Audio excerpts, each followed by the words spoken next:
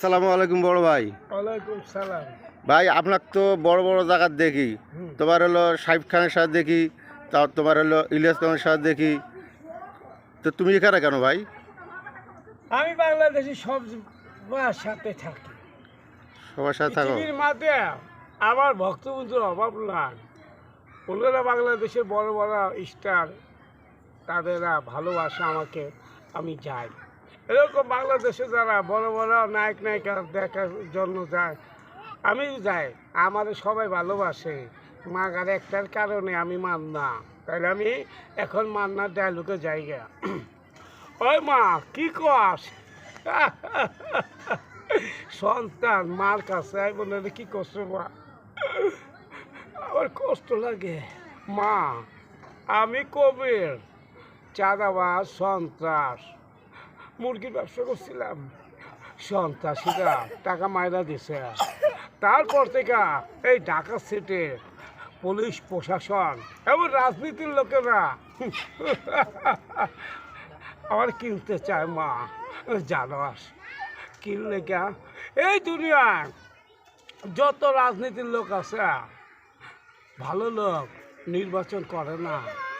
যখন খারাপ লোক তারা একটা গাড়ি হয়েছে, একটা বাড়ি হয়েছে, আরও 10টা করবার চায়।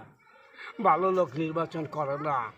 আপনারা যেসব টাকাটা রাজনীতির ফিল আপ কিনেন, সেই টাকাটা গরিব মিসকিনের দিলে কিছু ব্যবসা বাণিজ্য করে খাইতে পারে। এই শীত এলো, আজ পর্যন্ত কম্বল আসলো না গরিব পাগল ছাগলের কাছে। রাত জাগলে দেখা যায় অনেক পাগল ছাগলে অনেক কষ্টে ঘুমায়। কালকা পরের দিনে এক মানুষ আমার এক জিনিস দেখে পছন্দ হয়েছে। আমি যখন রাস্তায় বাইর হয় 10টা 12টা জামা কাপড় পরি, যখন যারে পায় দিয়া দেয়, মানুষ আমারে দেয়, আমি মাগের মানুষে দেই।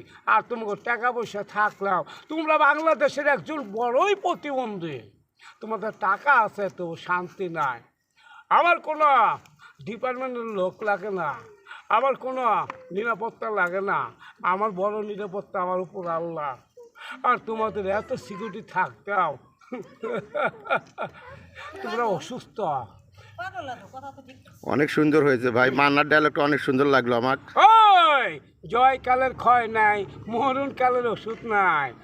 এই ছেলেটার কথা কেউ রাজনীতি হিসাবে নেবেন না। ডায়লগ মারলাম, ভুল ত্রুটি হতে পারে, ক্ষমা দৃষ্টিতে দেখবেন। আসলে উত্তেজকতা কোনোটাই ভালো না। আল্লাহ যারা নমিনেশন নিচ্ছেন তারা ভালো করে দেশ পরি।